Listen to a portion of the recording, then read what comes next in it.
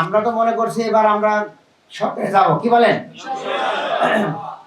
আমরা যে আবহাওয়া দেখতে পাচ্ছি, জনগণের যে উৎসাহ, উদ্দীপনা, সহযোগিতা, তাতে আমরা মনে করছি এবার আল্লাহ আমাদেরকে এই দায়িত্ব দিবেন ইনশাআল্লাহ। নারীদের ব্যাপারে আমাদের বললাম যে অর্ধেক হলো নারী, অবশ্যই অর্ধেক পরিকল্পনা দেবে বোনদের জন্য। আমরা বোনদের জন্য উপযোগী কর্মসংস্থানের সুযোগ সৃষ্টি করব। আমরা তো আসলে বেসরকারি ভাবেই আমাদের একটা প্রতিষ্ঠান আছে কুহাস, কেমন, এটা একটা ক্ষুদ্র উদ্যোক্তা। আমরা আল্লাহর রহমতে যদি সহযোগিতায় রাষ্ট্রীয় সহযোগিতা পাই, তাহলে আমরা আরো ব্যাপক ভিত্তিক কাজ করব।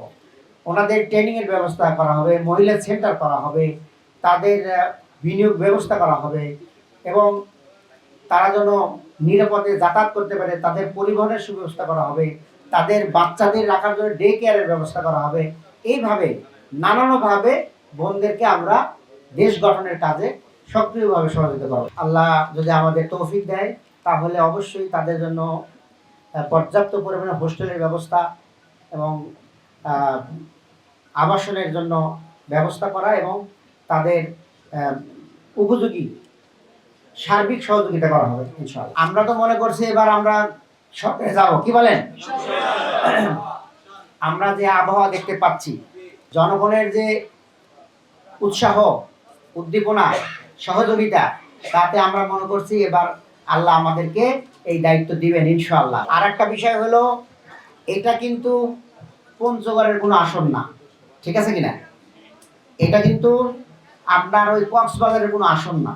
এই আসনটা হলো বাংলাদেশের 1 নম্বর আসন এবং অতীতে যে দলেরই সরকার গঠন করেছে সেই দল কিন্তু এই আসন বিজয় লাভ করেছে। এই জন্য এই আসনের কর্মপরিকল্পনা অন্যদের সাথে মিলবে না। এখানে আপনাকে বারডেম, পিজি, এখানে আমাদের আইডিয়াল, ঢাকা বিশ্ববিদ্যালয়, এগুলোতে এই আসনের সাথে রিলেটেড কাজে অকাজে এদের সাথে আমাদের সম্পৃক্ত থাকতে হবে, তাদেরকে সহযোগিতা করতে হবে। সরাসরি আমাদের এমপির সাথে রিলেটেড না হলেও সবাইকে সমন্বিতভাবে এগিয়ে নিতে হবে। প্রত্যেক মসজিদে যাওয়া শুরু করেছি, ইমাম খতিবদের সাথে কথা বলা, মুসল্লিদের সাথে আমরা মত বিনিময় শুরু করেছি। তো আসলে মসজিদই তো আমাদের সব কিছুর কেন্দ্রবিন্দু। আমাদের প্রিয় নবী সাল্লাল্লাহু আলাইহি ওয়াসাল্লাম মসজিদে নববী থেকেই ওনার খেলাফতের কার্যক্রম পরিচালনা করেছেন। ওখান থেকেই উনি আইন, বিচার, যুদ্ধ সবকিছুই পরিকল্পনা সেখান থেকে নিয়েছেন।